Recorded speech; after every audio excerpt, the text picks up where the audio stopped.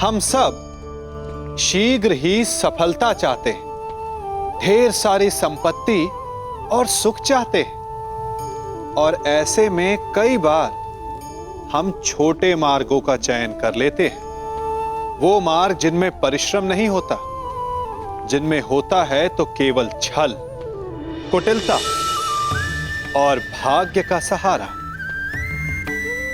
जैसे कि जुआ। कोई जुए के खेल में धन लगाता है, कोई दांव लगाता है, और यह भूल जाता है कि जुआ ऐसा दलदल है कि जिसमें एक बार गिरे तो सर्वनाश से पहले निकलना असंभव है। यदि आप जीते तो और जीतने की भूख बढ़ जाएगी, और यदि आप कुछ हार बैठे तो उसे पुनः पाने के लिए आप फिर से खेलेंगे। मनुष्य को यह आभास ही नहीं होता कि अपनी संपत्ति के साथ साथ वो अपनी मानवता, अपने संस्कार, अपना धर्म और अपना उत्तरदायित्व तक सभी जुए की भेंट चढ़ा देता है। इसलिए कुछ पाना है तो परिश्रम से पाओ। यदि कुछ जुए में जीता तो वो उतना शीघ्र ही खो दोगे, चूंकि उसे परिश्रम से पाया नहीं गया है, और उसकी रक्षा करने के लिए आपके मन में स्वाभाविक प्रयास भी नहीं होंगे।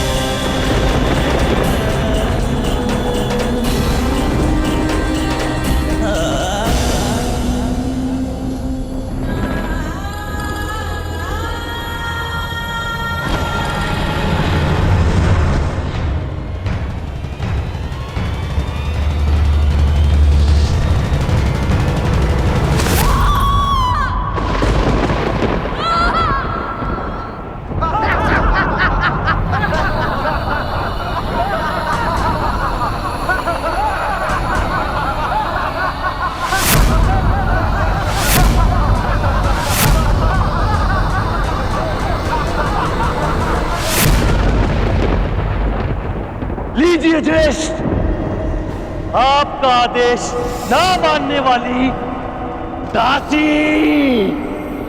दंड के लिए प्रस्तुत है। दुशासन!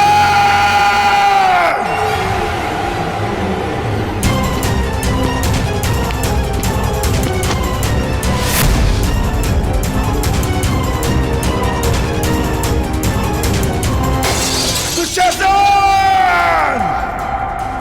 मैं पांडुपुत्र भीम ये प्रतिज्ञा लेता हूं कि जिन हाथों से तुमने द्रौपदी को स्पर्श किया है, मैं उन्हीं हाथों को धड़ से उखाड़कर फेंक दूंगा।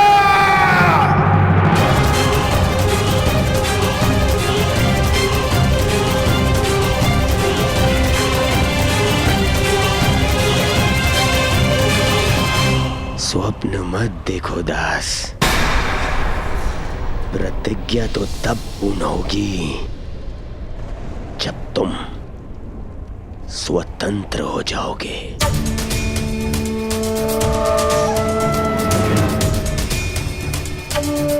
अनुज दुशासन, जब गर्व टूटता है, जब अभिमान चकनाचूर हो जाता है, तब सबसे पहले मुख काला हो जाता है। अग्नि सूता होने का गर्व टूटा है इस याज्ञ सैनी का।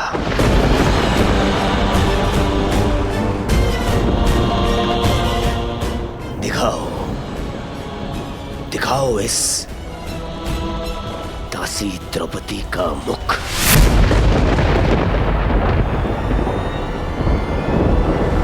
मैं दासी नहीं हूं, मूर्ख दुर्योधन।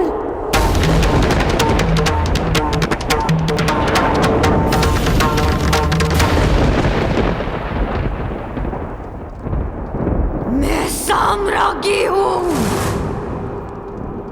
तुम्हारी चौसर पर पड़ा कोई मेरू नहीं, जिसे जब जी चाहे उठाकर फेंक दोगे।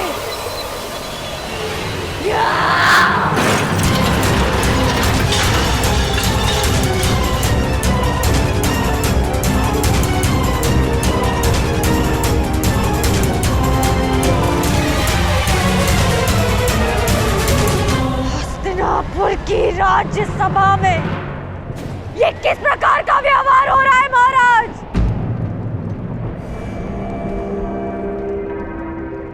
मैं कुरुवंश की कुलवधू हूं, आपके अनुज की पुत्रवधू हूं, कुरु राष्ट्र की प्रतिष्ठा हूं। हस्तिनापुर की लक्ष्मी बनकर मैंने इस नगर में प्रवेश किया था महाराज, और आज मुझे यहाँ इस प्रकार इस सभा में लाया जा रहा है। क्यों महाराज? क्या ये भी कुरुवंश की कोई रीति है?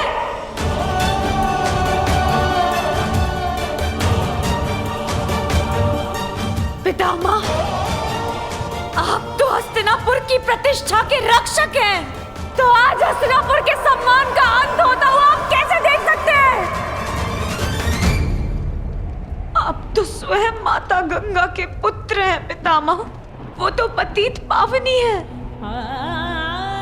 फिर आपके सामने ये पाप होता हुआ आप कैसे देख सकते हैं पितामह?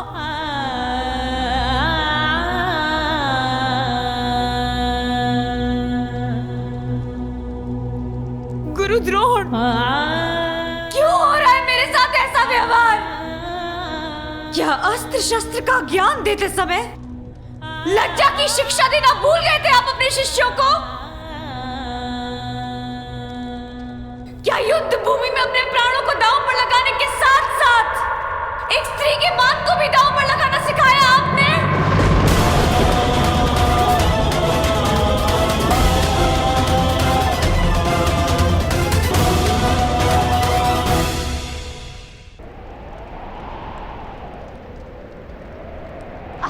नीति के महान ज्ञाता है काका श्री विदुर,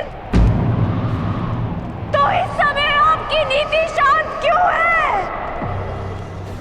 महाराज से तो विधाता ने देखने की क्षमता छीन ली, परंतु अनीति का विरोध करने का साहस आपसे किसने छीन लिया?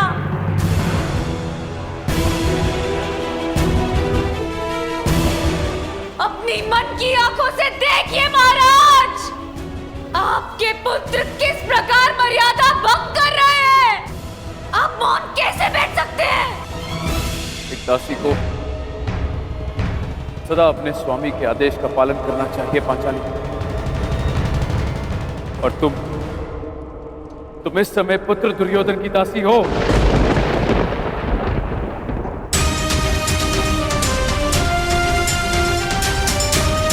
मैं कैसे दासी हो गई? किस प्रकार दासी बन गई मैं? अभी तक धर्मराज युधिष्ठिर ने मेरे प्रश्न का उत्तर दिया ही नहीं। जब वो द्यूत में स्वयं को हार चुके थे, तो उन्हें मुझे हारने का अधिकार किसने दिया? कहते हैं कुरु ध्वज के नीचे धर्म सांस लेता है, तो उसी ध्वज को थामने वालों से मैं ये पूछना चाहती हूँ कि क्या यही धर्म है कि जुए में हारा हुआ जुआरी अपनी पत्नी को भी हार जाए? क्या यही धर्म है?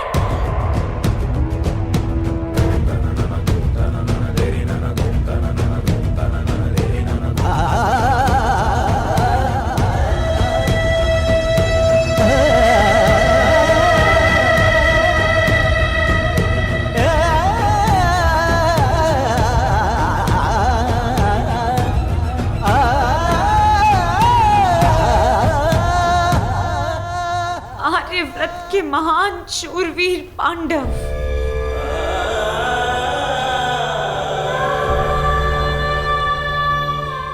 आप सब मुझे कैसे हार गए? अपनी पत्नी को कैसे हार गए?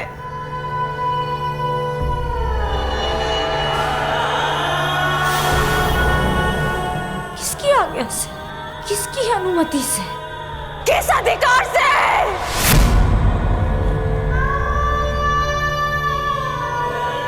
मैं आप पांचों में से किसी एक की नहीं, आप पांचों की पत्नी हूं। इसीलिए आप सभी के अर्धांग पर मेरा अधिकार है, और ये अधिकार किसी भाई के अधिकार से कहीं अधिक है। माना कि आप पांचों भाई हैं, परंतु एक पत्नी का अधिकार परिवार में सबसे अधिक होता है। मनुष्य की मृत्यु पर परिवारजन केवल दुखी होते हैं, परंतु विधवा केवल उसकी पत्नी होती है। पत्नी केवल परिवारजन नहीं, परिवार को आगे बढ़ाने वाली जननी है। उस जननी को कैसे हार गए आप? कैसे?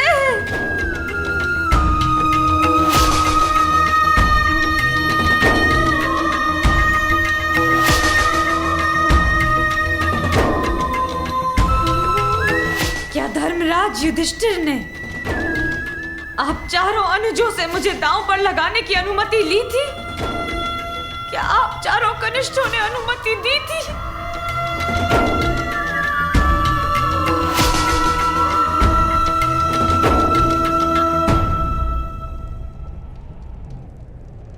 यदि नहीं तो फिर कैसे?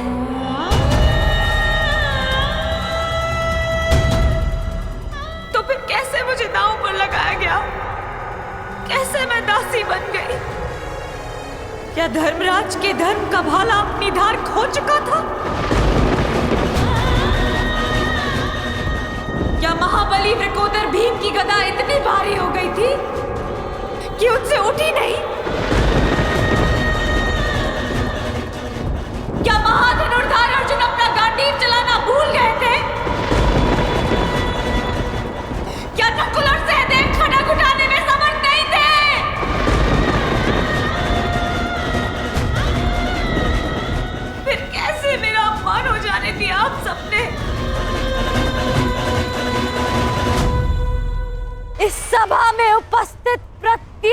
मनुष्य से मेरा प्रश्न करने का अधिकार है, परंतु मैं केवल आप सबसे यह प्रश्न करना चाहती हूँ कि जिसके साथ अग्नि को साक्षी मानकर सप्तपदी लिए, क्या उस स्त्री को एक वस्तु समझ लिया आप सबने?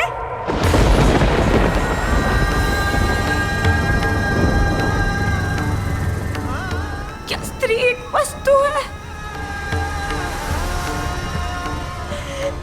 कि जब जी चाहा दांव पर लगाया और जीत लिया? क्या स्त्री का मान एक खिलौना है कि जब मन चाहा सजा कर रख दिया और जब मन चाहा पांव तले कुचल दिया? क्या स्त्री का घर पुरुषों की इच्छा पर चलने वाला दास है? क्या स्वयं को श्रेष्ठ सिद्ध करने के लिए धर्म पुरुषों को एक स्त्री का अपमान करने की आज्ञा देता है?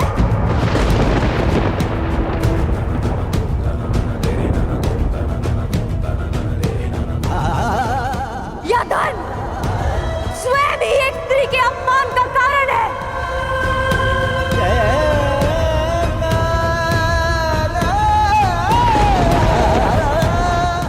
आप पांचों ने भले ही अपने आप को दास स्वीकार कर लिया, परंतु याज्ञसेनी द्रौपदी अभी भी स्वयं को स्वतंत्र मानती है और इस संसार की कोई भी शक्ति उसे दासी सिद्ध नहीं कर सकती।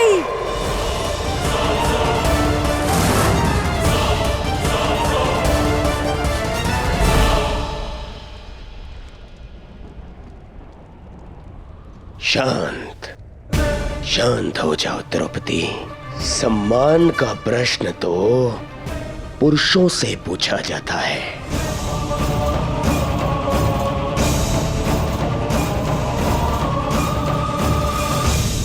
ये पांचों के पांचों नपुंसक है, नपुंसक।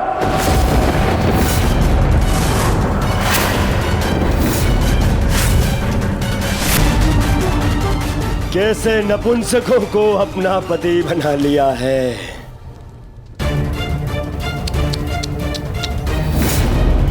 मुझे बहुत बुरा लग रहा है। एक काम करता हूं, मैं तुम्हें भी एक अवसर देता हूं।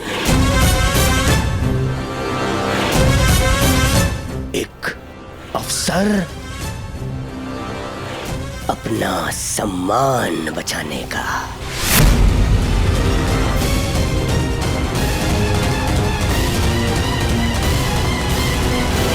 मुझे अपना लो द्रौपदी।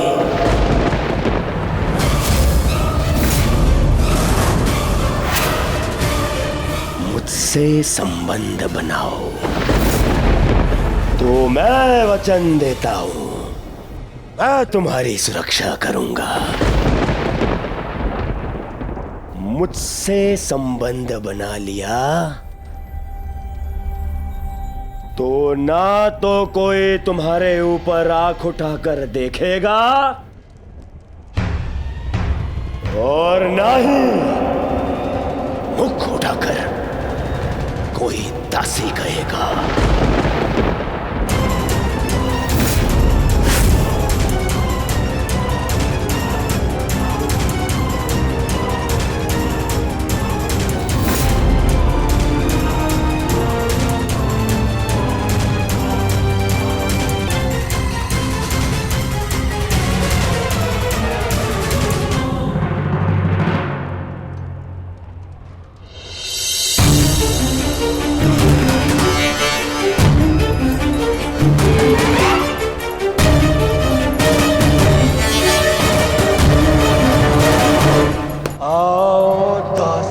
द्रौपदी आकर मेरी गंगा में बैठो। आओ!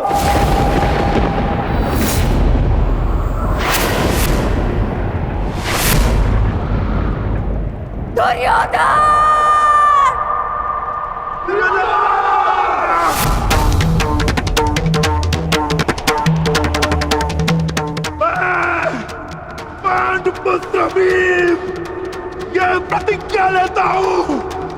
मैं तुम्हें ऐसी मृत्यु दूंगा कि संपूर्ण भूमि सदियों तक कांप उठेगी। मैं तुम्हारी यही जंगल तोड़कर तुम्हारा प्राण ले लूंगा दुर्योधन। ये मेरा प्राण है, ये मेरा प्राण है, ये मेरा प्राण है।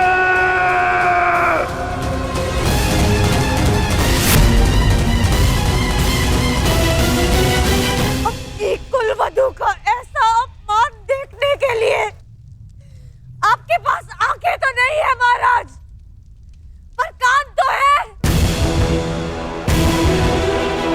सुन तो सकते हैं कि ये हस्तिनापुर के विध्वंस के पंजाब है।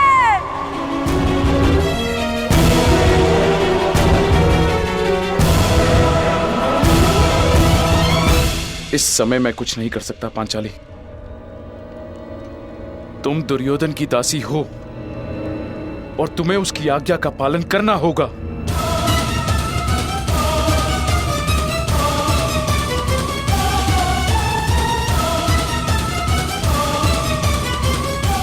आओ दासी द्रौपदी,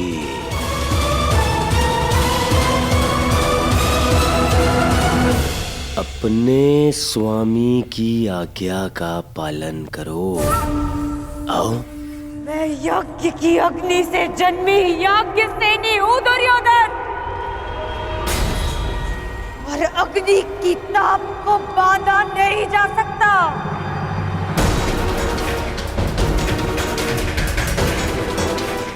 मैं दासी नहीं हूँ, मैं स्वतंत्र हूँ, और मैं अभी इसी क्षण इस राजसभा का तिरस्कार करती हूँ।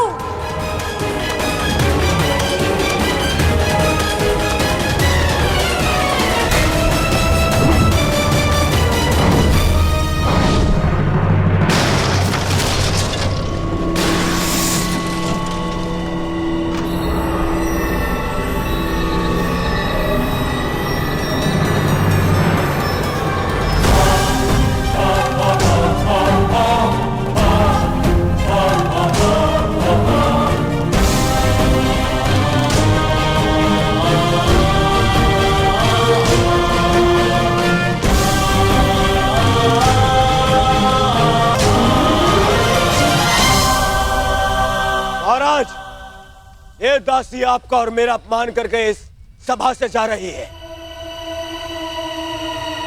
क्या इसे दंड देने का अधिकार है मुझे? द्रौपदी,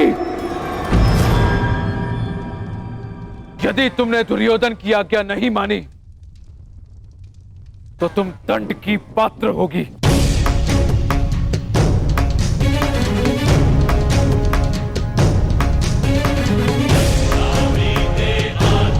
अभी मुझ पे यज्ञ की अग्नि का अधिकार, अभी मुझ पर मेरे पिता का अधिकार है। पांडव भले ही अपनी पत्नी को हार गए हो, परंतु द्रौपदी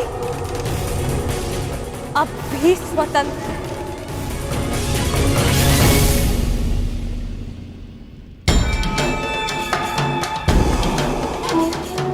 जब तक मन से स्वतंत्रता का मान नहीं जाता, तब तक दासत्व का भान नहीं होता।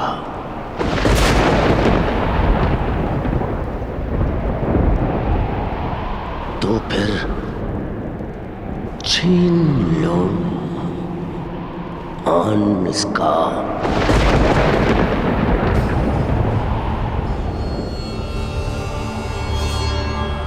वस्त्र हरण करो इस दासी का।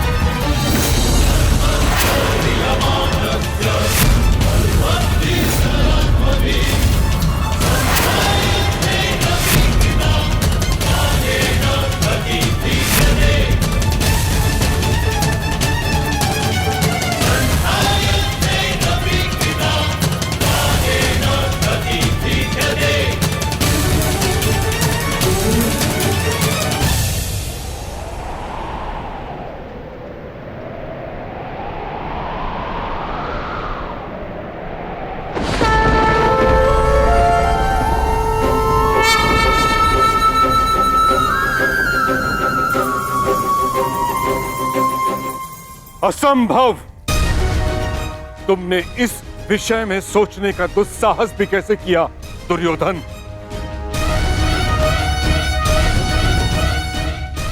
जब मनुष्य पर नाश चाहता है, पहले उसका विवेक हार जाता है दुर्योधन। अपने विनाश को आमंत्रण मत दो।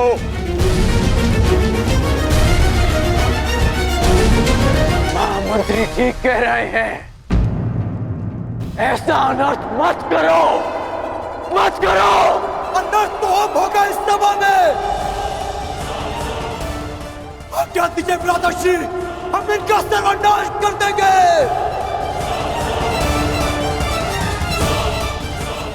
आदेश, गुरुकुल में हुए इस पाप का कलंक मैं अभी यही कौरवों के रक्त से धोऊंगा।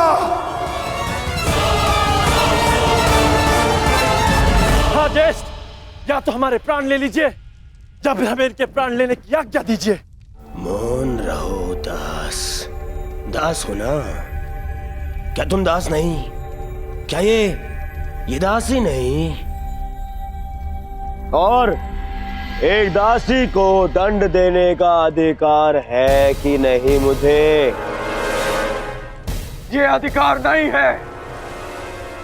दासी हो या शत्रु, एक स्त्री का मान भंग नहीं किया जा सकता।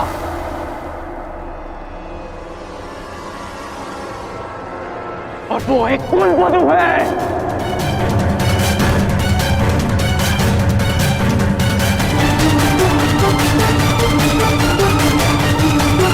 अरे ये कुलवधू नहीं, ये नगरवधू है।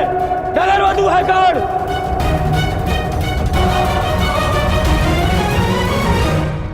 तुम बताओ कर्ण, जो हर 2 महीने में अपना पति बदले, वो कौन है?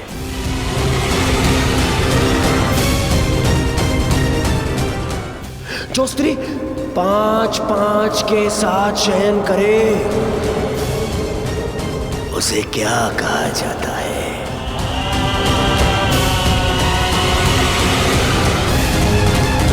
बताओ कर्ण। शब्दकोश में 5-5 पुरुषों के साथ में संसर्ग करने वाली स्त्री को क्या कहते हैं?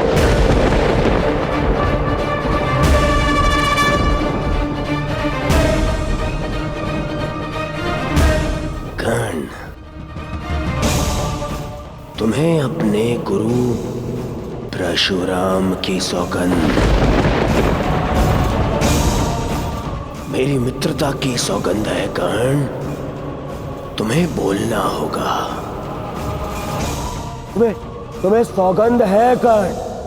बोलो, क्या शब्द है ऐसी स्त्री के लिए? बोलो कर्ण, सौगंध है तुम्हें, बोलना होगा तुम्हें। सौगंध है, बोलो।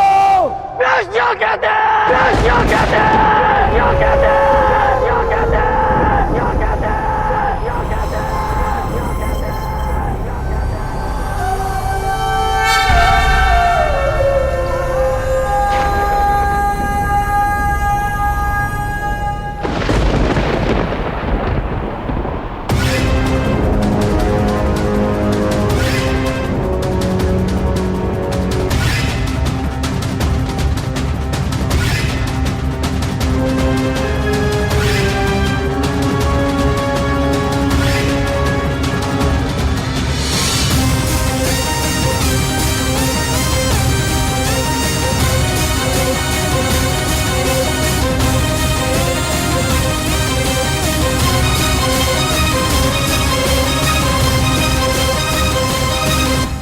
वैश्या, अकेले में वस्त्र उतारे या सबके सामने, कोई अंतर नहीं। उससे उसका मान भंग नहीं होता, अपितु दर्शकों को आनंद मिलता है। दुर्योधन, इस क्षण बंद करो ये सब। अपने विनाश को आमंत्रण मत दो दुर्योधन। दुर्योधन, ऐसा प्रतीत होता है कि इस समय तुम्हें वस्त्र हरण करने का विचार त्याग देना चाहिए, क्योंकि यदि इस समय वस्त्र हरण किया तो इस सभा में बैठे महापुरुष अपने वचनों को तोड़कर हमारे प्राण भी हर सकते हैं। इस दासी के वस्त्र हरण से पूर्व तुम्हें इन वीरों का शस्त्र हरण कर लेना चाहिए। ठीक है मामा श्री।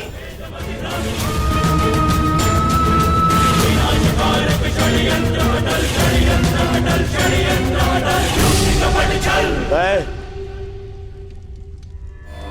इस दासी को क्षमा करने के लिए तैयार हूं,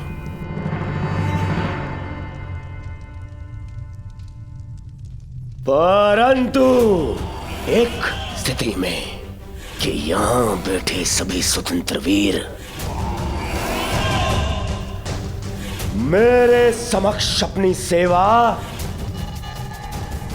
स्वीकार करेंगे।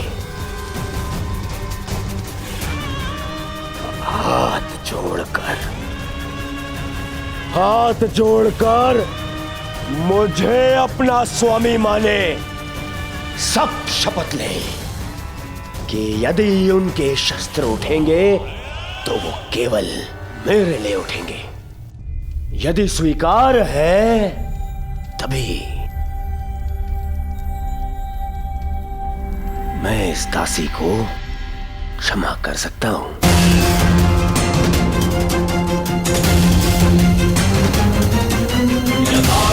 मुझे स्वीकार है कि हमारे शस्त्र केवल तुम्हारे लिए ही उठेंगे। हम शपथ लेते हैं, हम तुम्हारा पक्ष और सेवा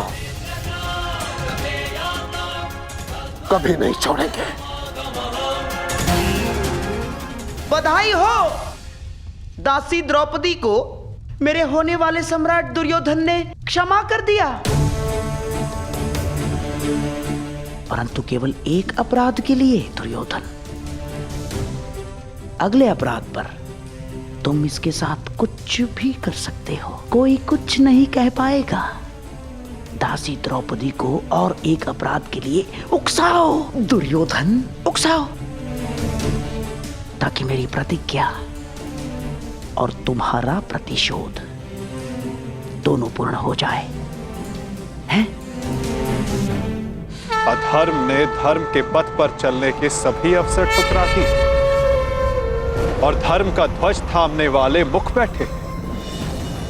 सृष्टि को अधर्मियों के पाप ने इतनी हानि नहीं पहुंचाई जितना धर्मियों के मौन ने। ये मौन सब कुछ विध्वंस कर देगा।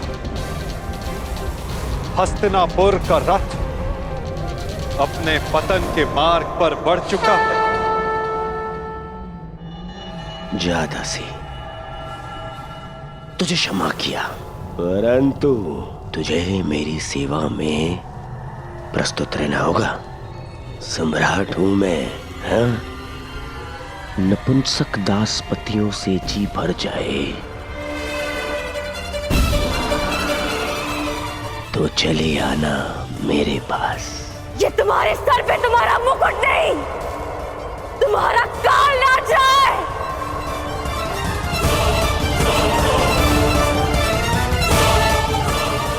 नीच!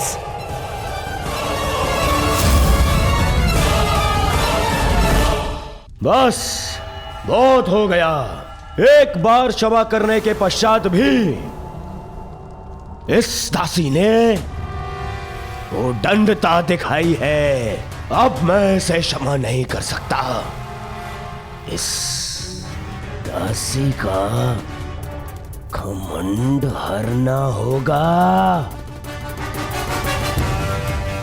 आगे बढ़ो दुशासन और वस्त्र हरण करो इस दासी द्रौपदी का।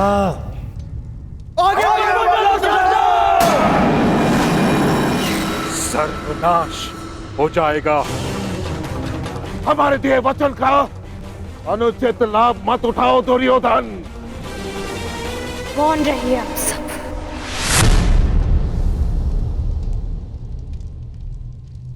क्योंकि आप सब में से किसी में वो क्षमता ही नहीं है।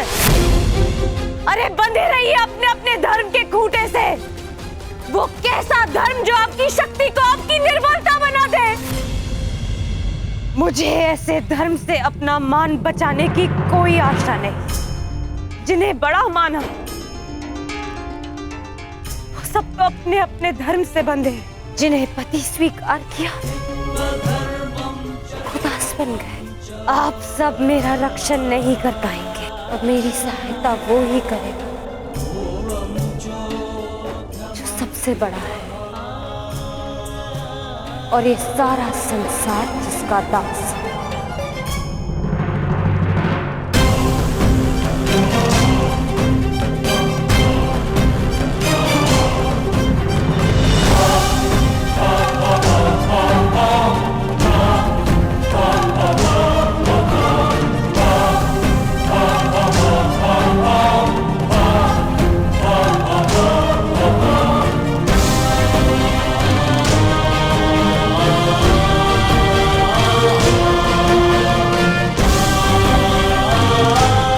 आगे बढ़ो दुशासन। आज परीक्षा तुम्हारे बाहुबल की नहीं,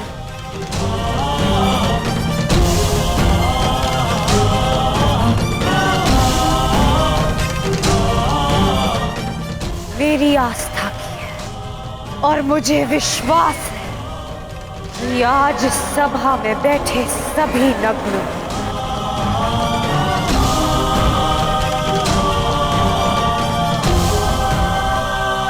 और द्रौपदी की रक्षा करने आप स्वयं आएंगे गोविंद।